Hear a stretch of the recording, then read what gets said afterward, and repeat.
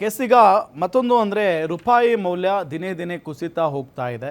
So 96 ರೂಪಾಯಿ something ಆಗಿದೆ ಈಗ $1.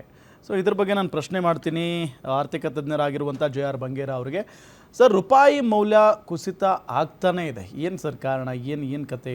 ರಿಸರ್ವ್ಸ್ ಏನಿದೆ ನಮ್ಮದು $720 ಬಿಲಿಯನ್ ಇತ್ತು. ಈಗ ಇಳಿದು ಸಾಧಾರಣ 697 ಬಂದಿದೆ. 90 ಇತ್ತು, ಈಗ 97ಕ್ಕೆ ಬಂದಿದೆ. ಹೌದು. ಅದು ಮೇನ್ ಔಟ್ಫ್ಲೋ ನಮ್ದು ಯಾವುದು ಅಂತ ಹೇಳಿದ್ರೆ ಒಂದರಲ್ಲಿ gold purchase almost about 700 tons ನಾವು ಇದು ಇಂಪೋರ್ಟ್ ಮಾಡಿದ್ದೇವೆ. ಅದು it ghost about 71 billions per year. ಅದಾದಮೇಲೆ ನಮ್ಮದು oil oil is 88% of the oil is import ಆಗಿದೆ. ಇದು ಮೇಜರ್. ಆಮೇಲೆ next is lithium, electronics components. ಈ ಇಲೆಕ್ಟ್ರಾನಿಕ್ಸ್ ಎಲ್ಲ ಬಂದುಕೊಟ್ರೆ ನಮ್ಮಲ್ಲಿ ಎಂಪ್ಲಾಯ್ಮೆಂಟ್ ಜನರೇಟ್ ಆಗಿದೆ ಅಲ್ಲಿ. ಇದು ಗೋಲ್ಡಲ್ಲಿ ಎಂಪ್ಲಾಯ್ಮೆಂಟ್ ಜನರೇಷನ್ ಅಂತ ಹೇಳಿ it is only value addition. ಆಮೇಲೆ ಕೆಲವರು ನಮ್ದು ಏನಂದರೆ ಟ್ರೆಡಿಷನಲಿ ನಮ್ಮದು ಫ್ಯಾಮಿಲಿ ಏನಾಗಿದೆ ಅಂತ ಹೇಳಿದ್ರೆ ನಮ್ಮ ಇಂಡಿಯನ್ ಫ್ಯಾಮಿಲಿ ಅದೊಂದು ಮನಸ್ಸಿಗೆ ಬಂದಿರ್ತದೆ. ಒಂದಷ್ಟು ಗೋಲ್ಡ್ ನಮ್ಮಲ್ಲಿ ಶೇಖರಣೆ ಮಾಡಿದರೆ ನಮ್ಮ ಸೇಫ್ಟಿ ಇರ್ತದೆ ಅಂತೇಳಿ ಇರ್ತದೆ. That is the family tradition. ಅದು ಆ ಟ್ರೆಡಿಷನ್ ಇನ್ನೂ ನಾವು ಬ್ರೇಕ್ ಮಾಡಲಿಲ್ಲ. ಇತ್ತೀಚೆಗೆ ಯಾವುದೋ ಒಂದು ಸಂದರ್ಭದಲ್ಲಿ ಅದ್ರ ಬಗ್ಗೆ ಮಾತಾಡುವಾಗ ಏನೋ ಸ್ವಲ್ಪ ಕಮ್ಮಿ ಆಗಿದೆ ಅಂತ ಇದೆ. ಬಟ್ ಈಗ ಏನಾಗಿದೆ ಅಂತೇಳಿ ಮದುವೆಗೆ ನಾವು ಕೊಡುವಾಗ ಮದುವೆ ಗೋಲ್ಡ್ ಜೊತೆಯಲ್ಲಿ ದುಡ್ಡು ಕೊಡಬೇಕು, ಖರ್ಚು ನೋಡ್ಕೊಳ್ಬೇಕು ಅಲ್ವಾ, ಹೆಣ್ಣು ಕೊಡುವಾಗ.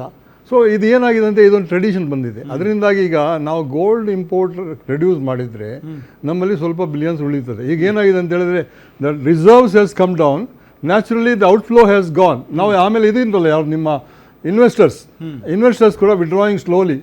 ಆಲ್ಮೋಸ್ಟ್ ಅಬೌಟ್ 27-32 ಬಿಲಿಯನ್ಸ್ ವಿಡ್ರಾ ಆಗಿದೆ ಇಲ್ಲಿ ಇಂಡಿಯಾದಿಂದ. ಬರ್ತದೆ ಹೋಗ್ತದೆ ಬಟ್ ಅಲ್ಲಿ ನಿಲ್ಬೇಕಲ್ಲ, ಇಲ್ಲಿ ನಿಂತ್ರೇ ನಮ್ಮದು ರುಪಿ ವ್ಯಾಲ್ಯೂ ಜಾಸ್ತಿ ಆಗೋದು. ಆಮೇಲೆ ರುಪಿ ವ್ಯಾಲ್ಯೂ ಯಾಕೆ ಜಾಸ್ತಿ ಅಂತ ಹೇಳಿದ್ರೆ ನಮ್ಮದು ಔಟ್ಫ್ಲೋ ಜಾಸ್ತಿ ಇರ್ತದೆ, ಇನ್ಫ್ಲೋ ಕಮ್ಮಿ ಆಗುತ್ತೆ, ಆಟೋಮೆಟಿಕ್ಕಾಗಿ ಜಾಸ್ತಿ ಆಗುತ್ತೆ. ಸೊ ಇದು ಭಾಳ ಕಷ್ಟ ವಿಚಾರ. ಯಾಕಂತ ಹೇಳಿದ್ರೆ ಈ ಸಂದರ್ಭದಲ್ಲಿ ಇನ್ನೊಂದು ತಿಂಗಳು 2 ತಿಂಗಳು ಇದೆಲ್ಲ ಸರಿಯಾಗಿ ಆಗಲಿಲ್ಲ ಅಂತ ಹೇಳಿದ್ರೆ ಇನ್ನೂ ತೊಂದರೆ ಬೀಳ್ತದೆ. ಆದರೆ ಸಿಂಗಾಪುರ್ ಪ್ರೈಮ್ ಮಿನಿಸ್ಟರ್ ಓಪನ್ ಆಗಿ ಹೇಳಿಬಿಟ್ರಲ್ಲ, you have to be careful about next 3 months ಅಂತೇಳಿ. ಯಾರಿಗೆ ಅವ್ರ ಜನರಿಗೆ you have to be very careful for next 3 months ಅಂತ. 2-3 ತಿಂಗಳು ನೀವು ಜಾಗೃತಿ ಇರಿ, ಇದು ಕಷ್ಟ ಇದೆ, ಇನ್ನೂ ಕಷ್ಟ ಇದೆ ಅಂತ ಹೇಳ್ತಾರೆ. ಅದು ಮೋದಿಯವ್ರು ಹೇಳಿದ್ದೇನೆ ತಪ್ಪೇನಿಲ್ಲ. ಏನು ಬೇರೆಯವರು ಏನು ಕ್ರಿಟಿಸೈಸ್ ಮಾಡಲಿ, ಆದರೆ ಅವ್ರೇನು ಹೇಳಿದ್ದಾರೆ 7 ಐಟಮ್ಸ್ ಅನ್ನು ಹೇಳಿದ್ದಾರೆ ಅವರು. ಅದರಲ್ಲಿ ನೀವು ಸ್ವಲ್ಪ ಖರ್ಚು ಕಡಿಮೆ ಮಾಡಿ, ನನ್ನ ವಿಚಾರ ಹೇಳ್ತೇನೆ, ನಾನು ಬೇರೆಯವ್ರ ವಿಚಾರ ಹೇಳೋದಿಲ್ಲ, ಹೇಳ್ತೇನೆ ಖರ್ಚು ಕಡಿಮೆ ಮಾಡಿ. ಆಮೇಲೆ ವಿದೇಶ ಪ್ರಯಾಣ ಮಾಡಬೇಡಿ. ಈಗ ವಿದೇಶ ಪ್ರಯಾಣ ಮಾಡಬೇಡಿ ಅಂತ ಯಾರು ಹೇಳಿದ್ರು? ಮೋದಿ ಅವರು 7 ರಾಷ್ಟ್ರಗಳಿಗೆ ಹೋಗ್ಲಿಲ್ವಾ? ಅದು ಅವಶ್ಯಕತೆ ಇದೆ, ಹೋಗಿದ್ದಾರೆ, ಕರೆಕ್ಟ್ ಅಲ್ವಾ? ಮತ್ತೆ ಅವಶ್ಯಕತೆ ಇದ್ದವ್ರು ಹೋಗಿ ಅಂತಾನೂ ಕೂಡ ಹೇಳಿದ್ದಾರೆ. ಸುಮ್ಮನೆ ಈಗ ಟ್ರಿಪ್ ಅಂತ ಹೋಗೋದು ಅದಕ್ಕೆಲ್ಲ ಬೇಡ. ನಾವೀಗ ನಮ್ದೊಂದು ಪ್ಲಾನ್ ಇತ್ತು, ಇತ್ತೀಚೆಗೆ ಒಂದು ಪ್ಲಾನ್ ಇತ್ತು, ಹೋಗೋದು ಬರೋದು ಅಂತೇಳಿ.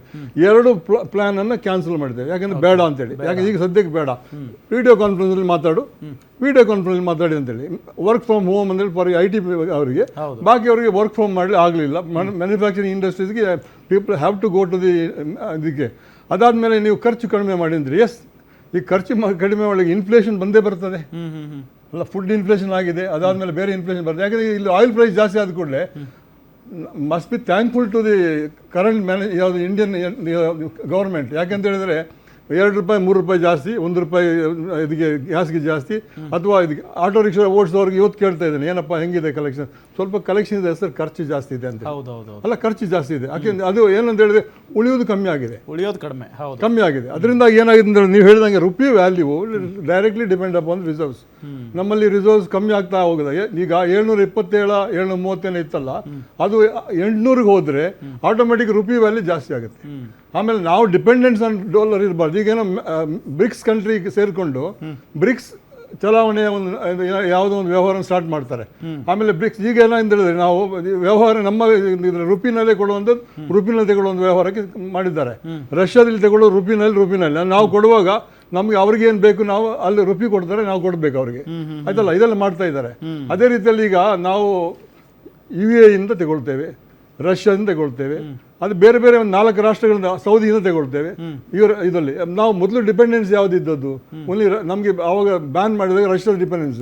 ಈಗ ಯಾರು ಹೇಳಿದ್ರು ನಾವು $27 ಇತ್ತು, $30 ಇತ್ತು ನಾವು ಕ್ರೂಡ್ಗೆ. ನಾವು ಆವಾಗ ಇವತ್ತೇನಾದರೂ ಒಂದು ಪರ್ ಡೇ ಹೈವೇ ಕನ್ಸ್ಟ್ರಕ್ಷನ್ ಎಷ್ಟಾಗುತ್ತೆ, ಎಷ್ಟು ಪೋರ್ಟ್ ಹೊಸದಾಗಿದೆ, ಎಷ್ಟು ಏರ್ಪೋರ್ಟ್ ಎಷ್ಟಾಗಿದೆ, ಇದೆಲ್ಲ ಎಲ್ಲಿಂದ ಬರ್ತದೆ? ಸರ್ಕಾರ ದುಡ್ಡು ಬರೋದ್ರಿಂದ ಅಲ್ಲಿ ಏನು ಮಾಡ್ತಾರೆ ಅಲ್ಲ. ನಮ್ಮಿಂದ ನಮಗೆ ಕಡಿಮೆಯಲ್ಲಿ $30 $70 $60 ಬಂದಿತ್ತು. ಅವಾಗ ಬಂದಿದ್ದಾಗ ಅಲ್ಲಿ ಎಕ್ಸ್ಟ್ರಾ ಬರೀತಲ್ಲ ಪ್ರಾಫಿಟಬಿಲಿಟಿ, ಸರ್ಕಾರಕ್ಕೆ ಬರುವಂಥದ್ದು. ಅದನ್ನು ಏನು ಮಾಡ್ತಾರೆ ಅವರು, ಹೈವೇನಲ್ಲಿ ಇನ್ವೆಸ್ಟ್ ಮಾಡ್ತಾರೆ, ಪೋರ್ಟಲ್ಲಿ ಇನ್ವೆಸ್ಟ್ ಮಾಡ್ತಾರೆ, ಏರ್ಪೋರ್ಟಲ್ಲಿ ಇನ್ವೆಸ್ಟ್ ಮಾಡ್ತಾರೆ, ವೇರಿಯಸ್ ಇನ್ಫ್ರಾಸ್ಟ್ರಕ್ಚರ್ ಡೆವಲಪ್ಮೆಂಟ್. ಇವತ್ತು ಏನಾದರೂ ನಾವು ಇನ್ಫ್ರಾಸ್ಟ್ರಕ್ಚರ್ ಡೆವಲಪ್ ಮಾಡಲಿಲ್ಲ ಅಂತ ಹೇಳಿದ್ರೆ ಈ ಪರಿಸ್ಥಿತಿಯಿಂದ ಇನ್ನೂ ಅಷ್ಟು ಪರಿಸ್ಥಿತಿ ಆಗ್ತಿತ್ತು.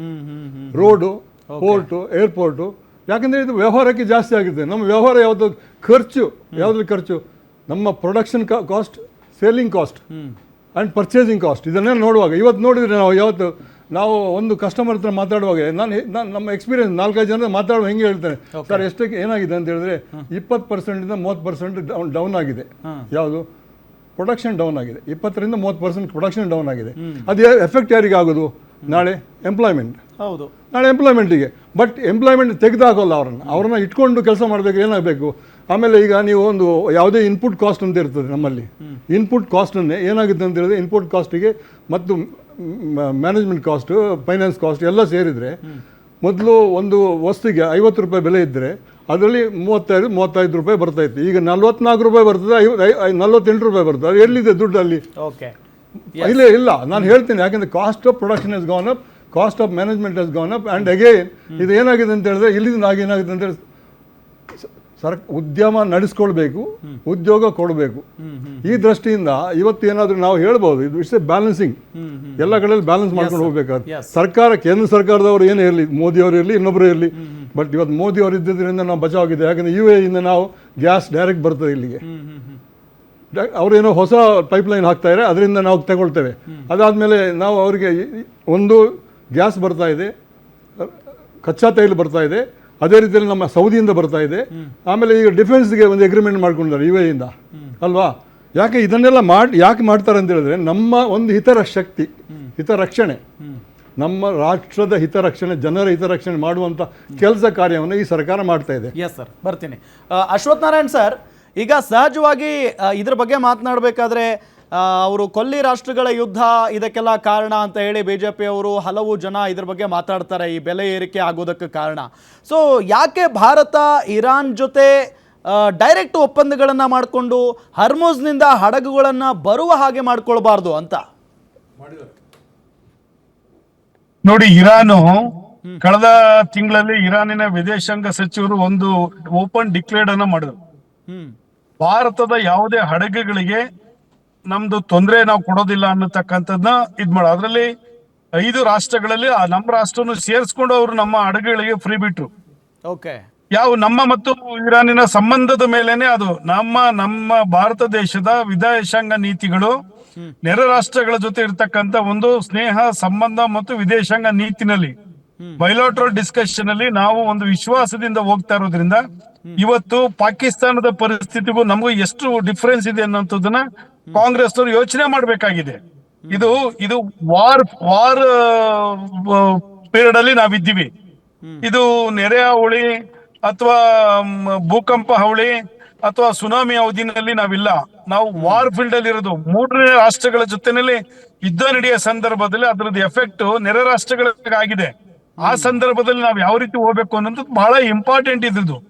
ಇಲ್ಲಿ ಕರ್ನಾಟಕಕ್ಕೆ ಏನ್ ಬಂತು, ಕರ್ನಾಟಕಕ್ಕೆ ಏನ್ ಕೊಟ್ರು, ಏನ್ ಬಿಟ್ರು ಅನ್ನೋಂಥದ್ದಿಲ್ಲ. ಕರ್ನಾಟಕಕ್ಕೆ ಟ್ಯಾಕ್ಸ್ ಡೆವಲ್ಯೂಷನ್ ಅಲ್ಲಿ ಏನ್ ಬರ್ಬೇಕೋ ಬಂದಿದೆ, ಏನ್ ಕೆಲಸ ಆಗ್ಬೇಕೋ ಆಗಿದೆ. ಈಗ ಒಬ್ಬ ನಮ್ಮ ಫೈನಾನ್ಷಿಯಲ್ ಎಕ್ಸ್ಪರ್ಟ್ ಮಾತಾಡಿದ್ರು ನೋಡಿ, ಯಾವತ್ತೂ ಅಷ್ಟೇ ಕಾರ್ಖಾನೆ ಚೆನ್ನಾಗಿದ್ರೆ ಕಾರ್ಮಿಕನು ಚೆನ್ನಾಗಿರ್ತಾನೆ. ಬರೀ ಕಾರ್ಮಿಕನ ಲಾಭ ನಷ್ಟನೇ ನೋಡ್ಲಿಕ್ಕಾಗಲ್ಲ.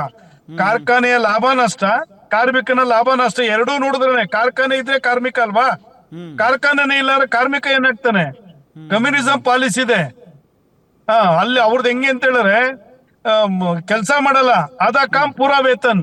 ಆ ಪಾಲಿಸಿ ಮಾಡ್ಲಿಕ್ಕೆ ಆಗೋದಿಲ್ಲ. ಇದ್ರದ್ದು ಕೆಲಸ ಮಾಡ್ಬೇಕು. ಕೆಲವು ಕಡೆ ಫಿಸಿಕಲಿ ಕೆಲಸ ಮಾಡ್ಬೇಕು, ಕೆಲವು ಕಡೆ ವರ್ಕ್ ಫ್ರಮ್ ಹೋಮ್ ಮಾಡ್ಬೇಕು.